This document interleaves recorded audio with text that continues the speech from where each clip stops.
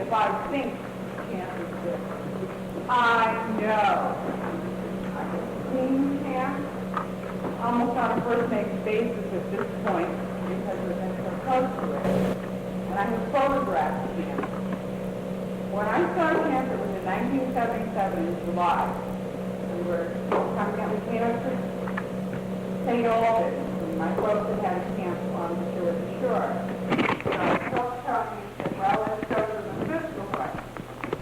I had never been there. So we headed out, got lost, of course, naturally.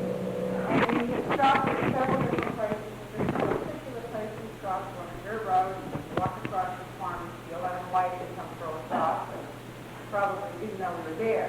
Went down an embankment and we're sitting there watching the shore. A nice sunny day, the wind was blowing somewhat, and Tony decided to go back to the car and get his sunglasses. So while he was at the car, and my children are off down the shore, I'm watching the lake, and there's disturbance out there, and I thought, my God, there must be a hell of a pool of fish. It was okay, and then I thought, well, maybe it's scuba divers. Pretty soon, I saw this part come out of the water, the head of that part. And even then, I thought it must be one heck of a big fish. It wasn't until the rest of the neck and the head came out of the water that all of a sudden I realized I'm seeing something that is not a fish. The rest of the neck came out of the water, and then the hump came out. And it looked around. It never swam. It just looked around like this.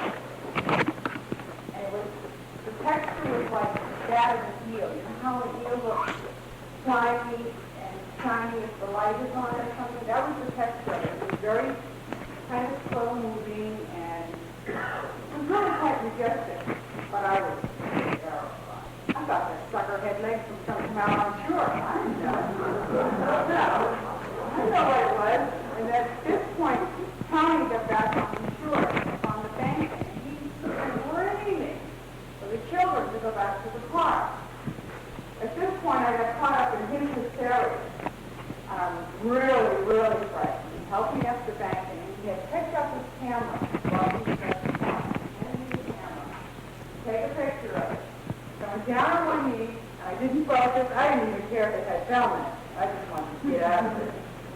Took the photo, and we went home. And we decided, we're not going to talk about this. Because, if you don't talk about it, maybe it didn't happen. Sent the film out to the photo mat. The film came back. I took it out, threw the envelope away, looked at it.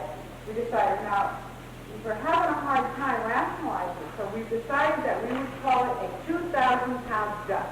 It's easier to live with a 2,000-pound duck than something we didn't know what it was. And I had never told a soul about this.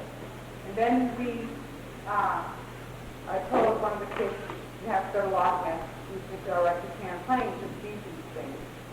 And he told me that I really ought to tell somebody about it. So I decided that, well, if they could tell me what I saw and I could learn to live with it, I'd do that. We so sent it to Phil's brain.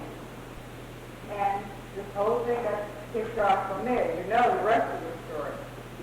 But my biggest fear is that I have opened Pandora's box. I worry about not only camp, but the people of the lake. We've got to do something to protect it. And the people. This creature is so magnificent and so wonderful that it has learned to coexist